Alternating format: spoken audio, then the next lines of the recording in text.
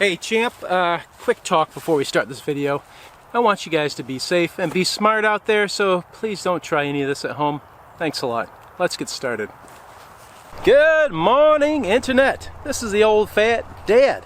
Welcome back to the Goober Nation gun range. We're out here walking between the 50 and 25 yard line. In fact, here we are coming up on the 25 yard line where we've got the subject of today's video. Let's take a look.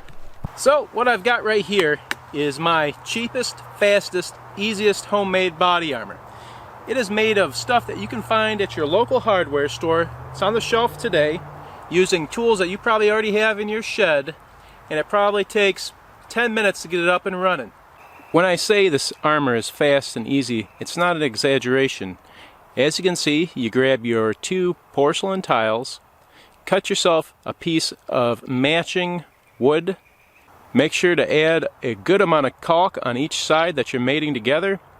That's going to be the glue that holds these tiles together when they get hit by a bullet. Once you've got your tile, wood backer, and metal plate on the back all together, get out your duct tape, start wrapping it up, and you'll have your plate done in under 10 minutes.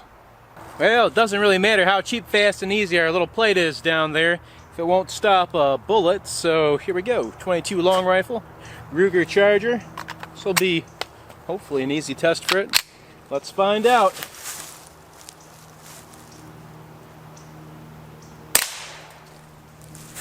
Okay, doesn't seem too bad.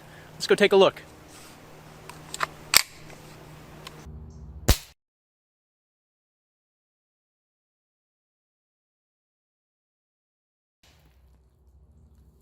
Okay, here's our plate, and here is the damage right there. Looks like I busted it up a little bit. Did it go through? It did not go through. Let's move it up. All right, 22, no problem. Really shouldn't have been a problem. So easy. Let's give it a real test. How about 115 grain full metal jacket, 9mm out of the Taurus 692 revolver. Get in there, you silly goose. All right, let's see if we can hold up to some serious damage. Here we go.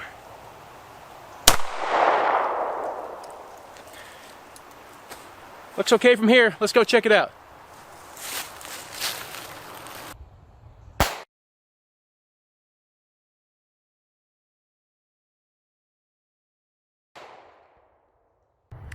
Okay, 9mm. Right there. Definitely didn't go through. Let's take a look at the back. Looks pretty solid on the back side as well.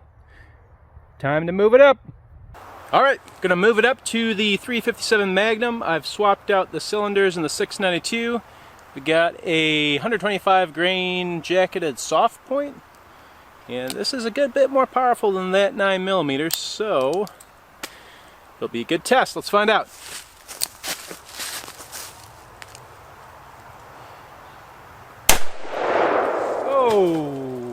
Okay, well, my makeshift stand there didn't hold up too good, but hopefully the armor did. We'll find out.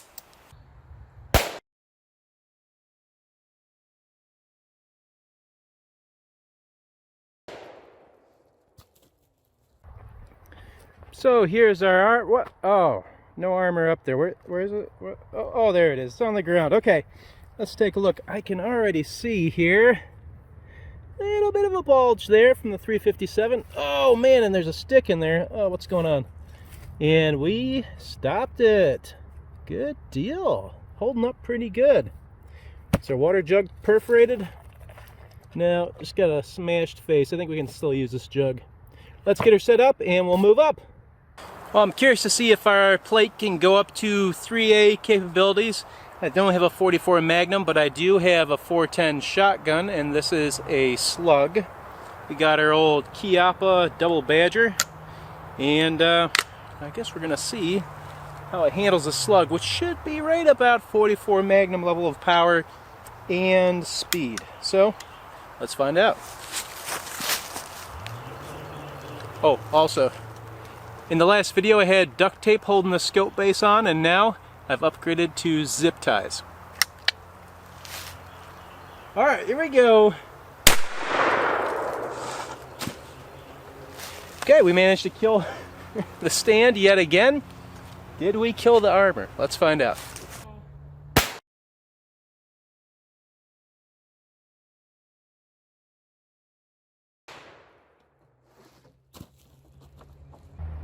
Alrighty, once again we are approaching our little stand here and it is empty.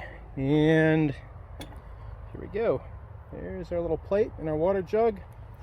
I can see on our plate we have, oh, yet again another bulge there. And, oh, there's a 410 right there. Looks like did pretty good. Definitely dented the backside, but nothing too crazy. You know, another thing I'm noticing too that I really like is I don't see any spalling really. The tape is pretty much, now there's definitely a little bit of spalling there, but it's not too bad. The jug is intact and reusable, so let's set her back up. Well, I'm pretty happy with our results so far. For about 10 to 20 bucks, we've handled up to a 3A protection level. So let's go beyond. I've got 300 blackout, 110 grain bullets going about, I don't know, a little over 2,000 out of the 8.5 inch Palmetto State Armory. This is a big test. Let's see if we can stop this. Not quite what you'd expect from a 5.56, but it's pretty close. Let's see what happens.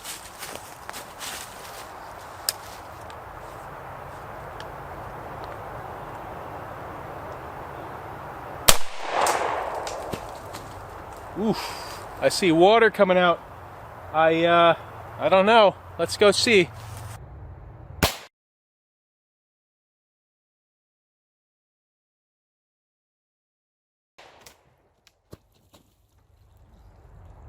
Okay, there she is.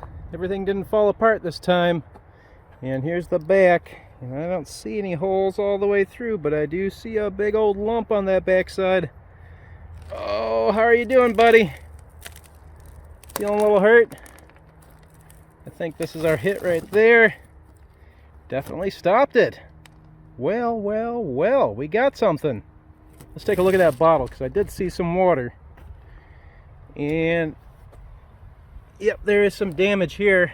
I don't know if that's from when it fell off the table or where it got hit. It looks, I don't know, hard to tell. I got one more rifle though.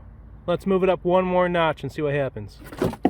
I'm breaking in here for a quick edit because when I originally filmed I did not have access to a 5.56 rifle. Well, thanks to a buddy, I do today, and I've got some 55 grain full metal jacket. Let's see if this fresh plate I've got set up over there will be able to withstand it. We know the 300 blackout did, and I was actually really surprised by that, so now I'm really curious to see what happens here. Let's find out.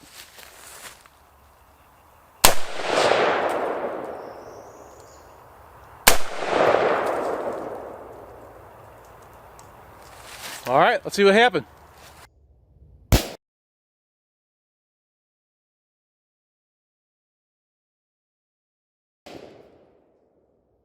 There's actually no rear sight on that rifle. I kind of got it in a rush from my buddy and wasn't completely ready for me. But after one miss, we managed to get a real nice solid hit here. And it blew out a lot of stuff through the side. But no penetration. Nice little lump there, but it didn't go through. Well, that's it for my little edit here. Back to your regularly scheduled program. All right, last rifle test. We did the 300 blackout. It was a success, but now we're switching it up. And we're gonna try the 300 Win Mag.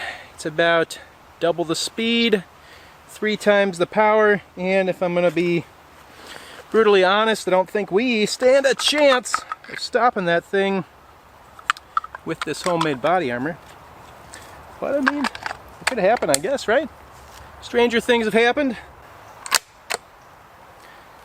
Let's find out.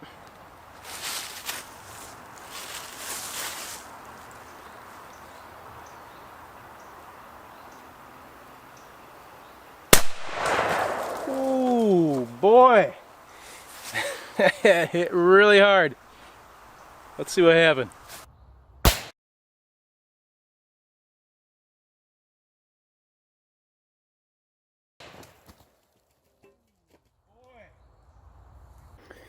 All right, here's the stand, empty and on the ground. Alrighty, we've got our water bottle that took quite a hit. I can see an impact right there. You know what I don't see though is an exit, but it looks like I just tore it up and didn't go through the back. So that's interesting. And then we got a big old mess here. There's that old bottle there. And there's a big old piece of lead. I don't know if that's from our 300 bullet or something else. That's kind of neat to see. And finally, rest in peace, little plate. You did a good job. Here's the big old hole where we hit with the 300 Win Mag. And on the back side, a big old hole out the back. So we can't stop a 300 Win Mag. But you can kind of see how this plate's made. And there's the other side of it. All right, let's dissect this plate here real quick. Again, there's the 300 Win Mag hole. And here's the metal plate on the back. And you can see 300 Blackout went through and hit the plate and stopped. And then the 300 Win Mag sailed through. But all the other shots on the back side of this plate didn't go through. So everything up to that 410 shotgun stayed inside the initial two plates, which are porcelain floor tiles. And as you can see, they're still holding together pretty good. Even though we took all these shots, the way I put them together with the duct tape and the caulk has kept them from completely crumbling after getting hit pretty darn hard. Well, now that I've showed you this, I've got a 12 gauge shotgun. Let's really destroy the plate, see how many rounds of buckshot and slugs it can take before it completely falls apart. I'm gonna set back up. Alright, let's really punish this homemade plate here. I've got birdshot, I've got buckshot, and I've got a big old fatty 12 gauge slug. Will our plate hold together, or will it just completely get wrecked? Let's see. Here we go. Birdshot. Oh, no. Dang it, we're gonna have to reset this thing up every time.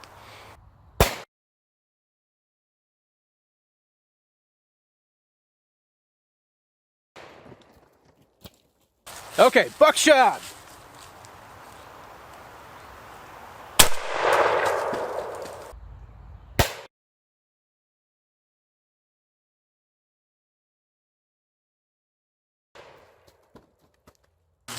Finally, the slug.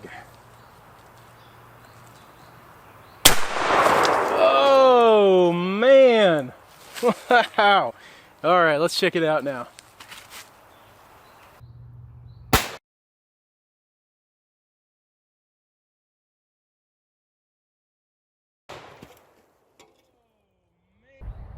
All right, walking up to that table again. We got a brand new hole through our plate. There's the other piece of the plate. Let's take a look at that. And I think you can see probably already, this thing, it got wonked on.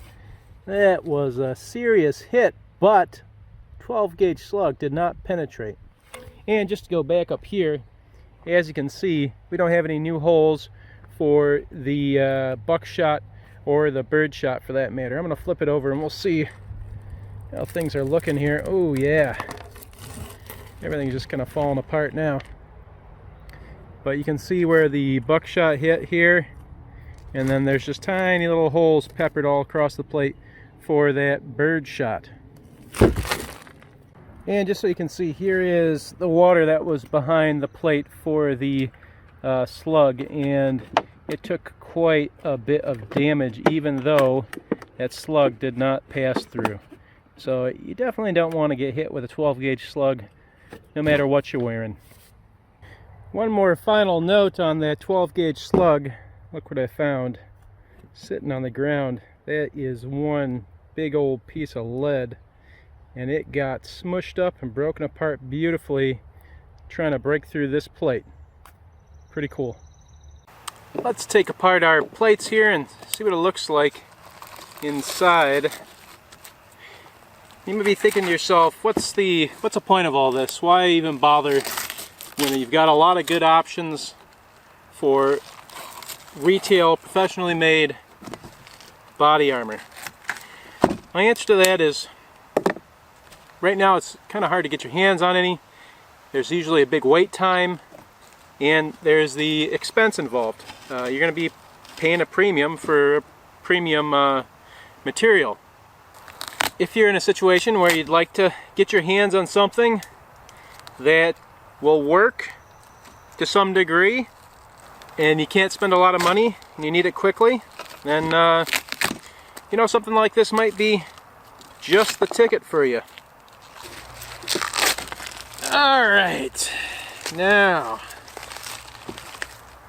as you can see, and I did use porcelain plates on here because they do seem more durable than the ceramic, and I say plates, I'm sorry, floor tiles. But you can see all our hits on here, and they're still holding together pretty good. I mean, it is chipping and falling apart, but we've got large areas that have cracks that are still, for the most part, intact. And what these porcelain tiles are doing is breaking apart and slowing down that bullet, because they're super hard, but they are very brittle. And then I've got on the back side, if you can see there, a little piece of plywood, and then finally 12 gauge steel on the very back to kind of catch those bullet fragments. They're still going to have a lot of power after they hit this, but they're going to be way more containable, enough so that this 12 gauge steel that wouldn't on its own really stop much of anything can kind of catch that bullet on the back side. But as I showed you earlier, all the way up to the 410 shotgun slug, we didn't get any pass-throughs on the actual ceramic. The only holes we have in the back are from the 300 Blackout, the 300 Win Mag, and then our 12 gauge slug. If you do have access to a tile cutter and a little angle grinder, then I'm going to show you what I did here. I've got a cheap little vest set up, and what I did is I cut a couple of these plates down to, oh, if I can pull it out, it's really stuck in there, 10 by 12, so they fit inside a standard carrier. And like I said, they're about 1 inch thick, and they're about 7.5 to 8 pounds each. Now,